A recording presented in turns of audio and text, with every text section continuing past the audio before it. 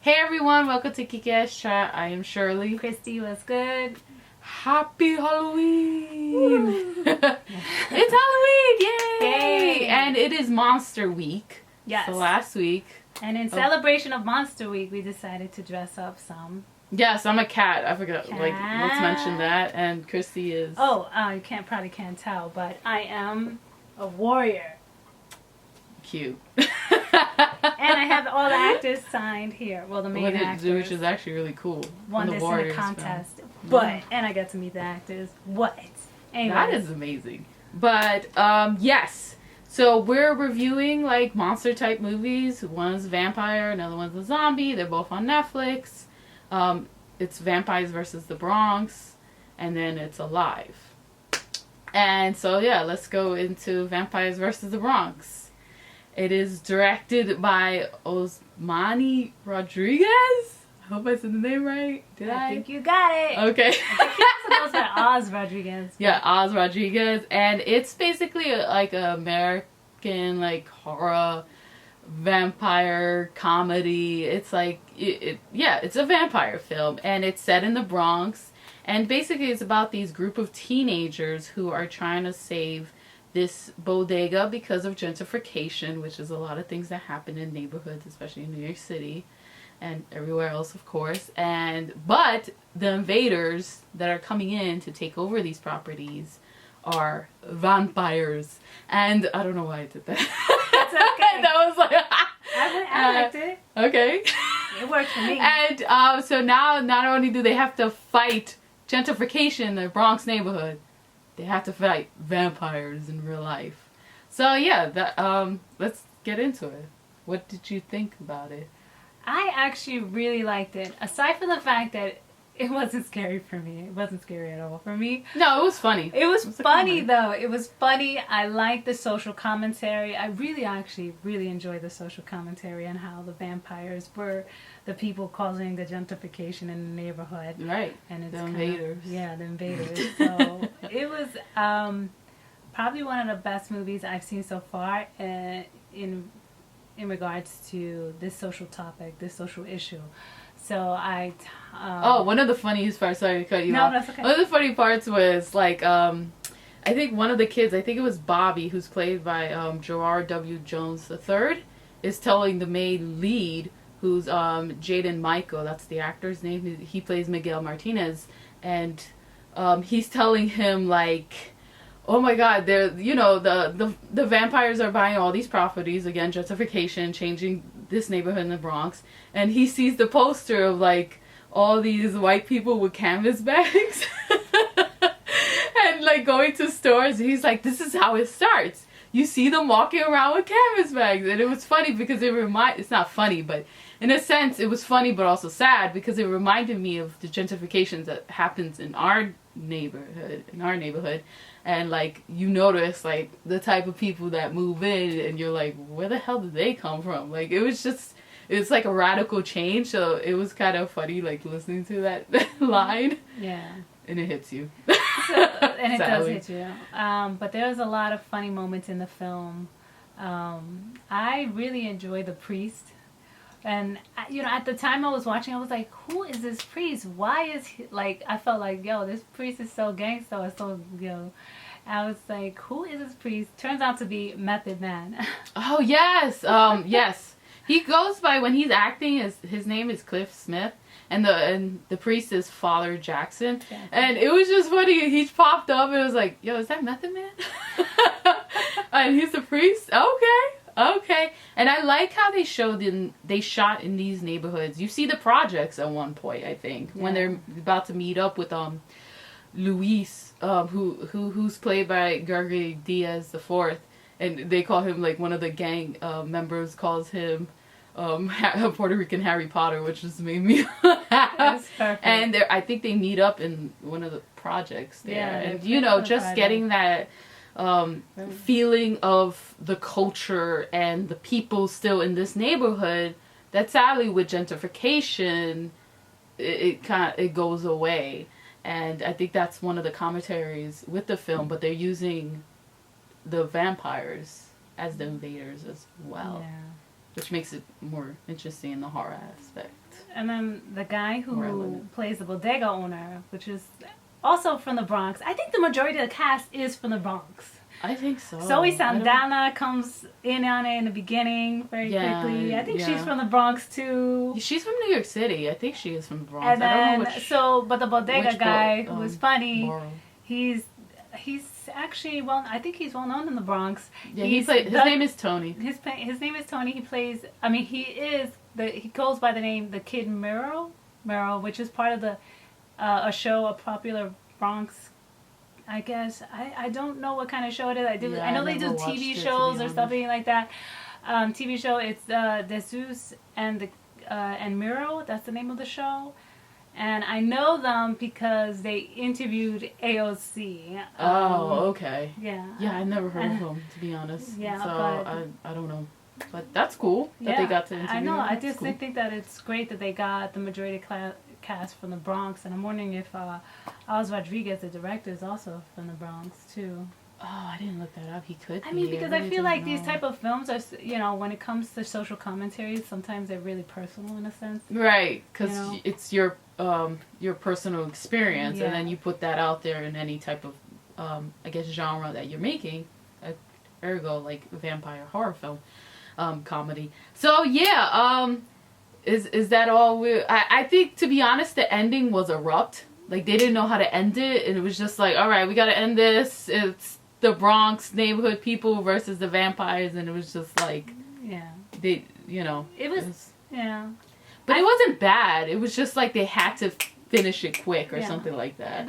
I felt the beats kind of like erupt here and there, but as far as the community sense, you like the characters. The characters, the mother, and I forgot her name. Yeah, I forgot the mother's name. The mother's name was really good. The kids were the best part. The kids definitely were the best part. One of them I like was the teenage girl who's older than them, Coco Jones. She's Rita in the movie.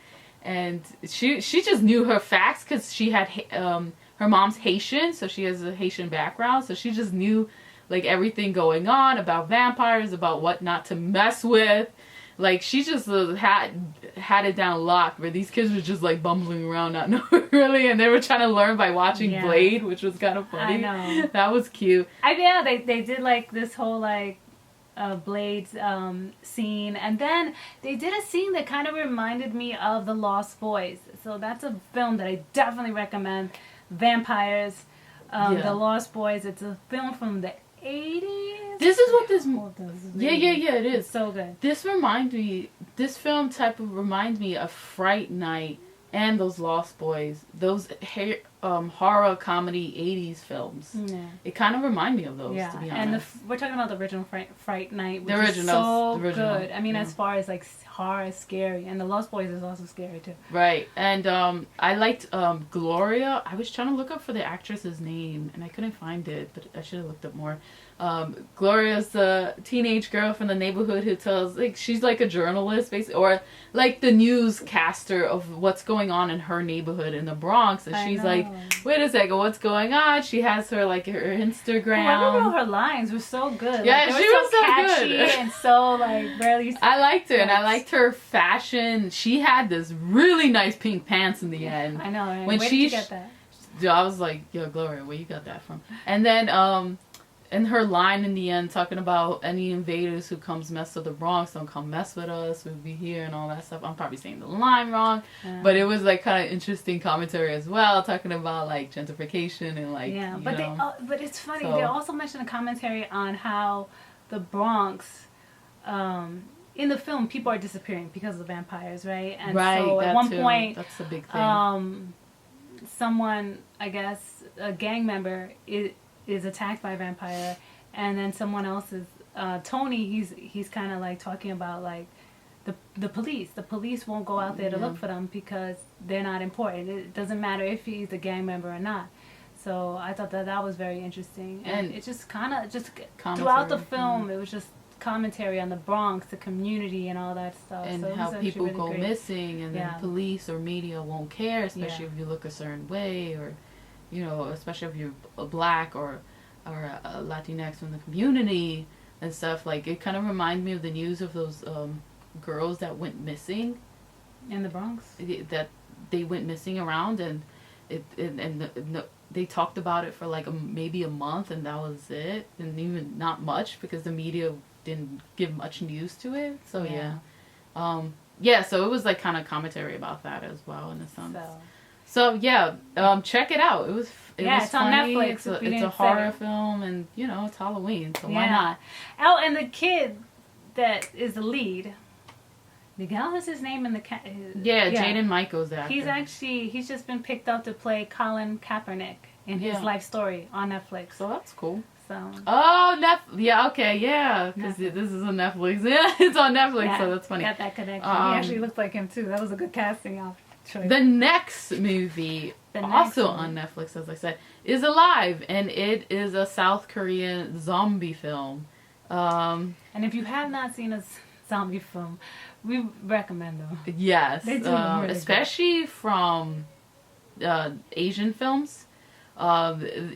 They do it so well and so creepy, but also like have their own personalities and culture into it.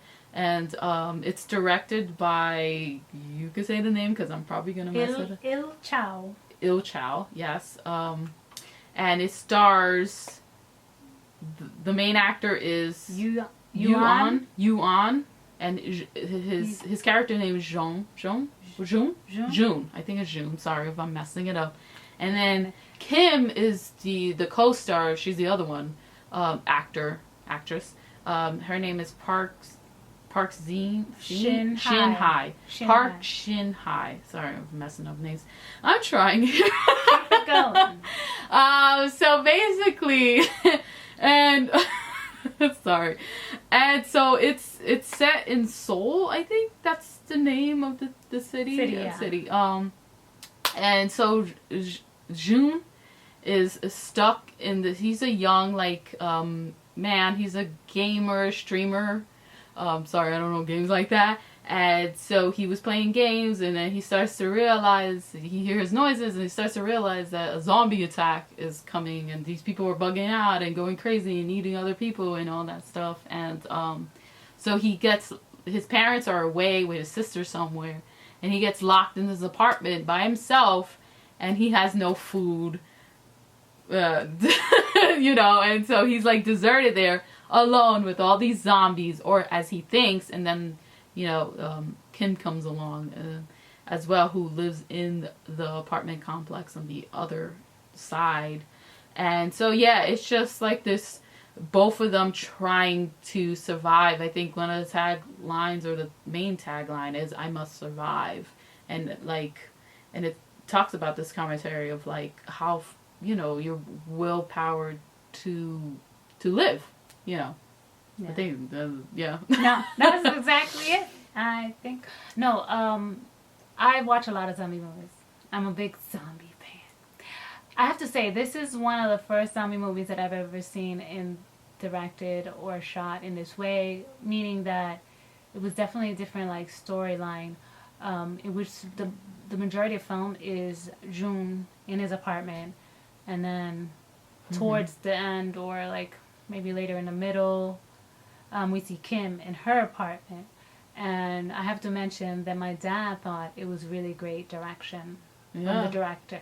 Yeah. And my dad is very particular about films because he grew up with classic films, and he doesn't like zombie movies, but he saw this one with me, and he said that he really actually enjoyed this one. So definitely look out for that. The director was good at it, and it was just in one room, and he could tell this whole story about this character and his experience, his struggle, his isolation. The struggle of how long can he take this without food, and then water shuts off as well. And you need water, to not only drink but also use the bathroom and take a shower and all that stuff. And this film, it makes you realize, and also with the pandemic, it was kind of giving me anxiety because we were going through a pandemic now with COVID-19, and it kind of hits you. It's not the same thing, but it kind of hits you in a sense of how you miss and are so grateful for running water, for all these having food, all these little things that when something hits like that, God forbid, I don't think it will, but like with a pandemic, you know, when we had to shut down and they were like, all right, you got to get food that lasts for 2 weeks. And you're like, what? Like, you know, it's not only expensive, but it also gives you anxiety to get all these things. And then it's like everybody's bugging out, and they're bugging out on sadly, the workers who are like, you know, essential and are making things move and are giving us survival. Helping our survival. It made me think of one day where, when the pandemic first started, we had one day where we didn't have any water and how we were just freaking. We were freaking out. Because I don't even think we had hand sanitizer because we were like, we went out and we came back and there was no water. Like, how are we supposed to wash our hands? In our building, and it was like, how are I you shouldn't laugh. But I'm now thinking back on it just made me laugh. But yeah, watching, was, you know, but just watching him, like, and just like how important these things are. Food and water, and you're just granted. like, you take for granted, and how, you know, how you have to be grateful for those things. And then just like with, you know, Kim as well, and it talks about how like how you have these down moments of like, can I get through this? Can I survive? And, you know, with depression and everything of like, oh my God, there's people eating each other and acting. That's the thing about the zombies. They were very, like you said, animalistic in a sense of like how they were dragging people and stuff. They weren't like fast running, but it was almost like they were animals. It was different. It's different from the zombies that you see here in the U.S. films. So that's what I like about the Asian zombies. They give them, I think, a lot more personality, if I can say that, or like character. And they're very the way he shot character, like him, you know, like Jun going through when he gets out of the apartment because he's so frustrated about being stuck there and not having anything and his family missing and just people, you know. He goes through these corners and you see all these zombies and all this stuff and he's turning corners and it's like zombies pop up and they come and he's trying to get an elevator and then they come out of the elevator. There's a lot and you're just like, oh my God, no. It's crazy. It's just plain crazy. But yeah, and another thing in the story, it's like they're showing how June and Kim are using their life skills to survive in a sense. Yes, June they are smart. Using the technology, his phone a certain way, and walkie-talkies, and Kim using her experience with climbing and stuff. You know, she builds this whole like really tent place, and I don't know. I can't explain it now because I'm giving away too much. Yeah, and how they like have to ration food, like don't eat too much and all that stuff. And yeah, she was really smart. He was kind of smart too in the sense of like how he like, but you know, was putting things together on how to survive and all this stuff, especially her. And so that was very interesting because I was watching it, I was like, I'd probably be dead by the next day because I wouldn't have done half of the shit they were doing. So it made me realize that you know so much and you have these survival instincts. It's whether or not that you just like tap into them. Are you like quick to like know what to do on a snap? This movie was really good. So they're both good movies. Check them out. They're on Netflix. And happy Halloween. It's exciting. And yeah, tonight is gonna be cool because I'm doing like a folklore chat with Las Comadres. And so that's gonna be cool. I'm gonna be reading too, like folklores to them. So that's fun. I just wanted to mention it. Yeah, and I'm excited. What are your Halloween plans? That's my plans. List them in the Horror comments, movies people. Too. Just watching horror movies. Horror movies tomorrow. I ain't going. A lot of candy.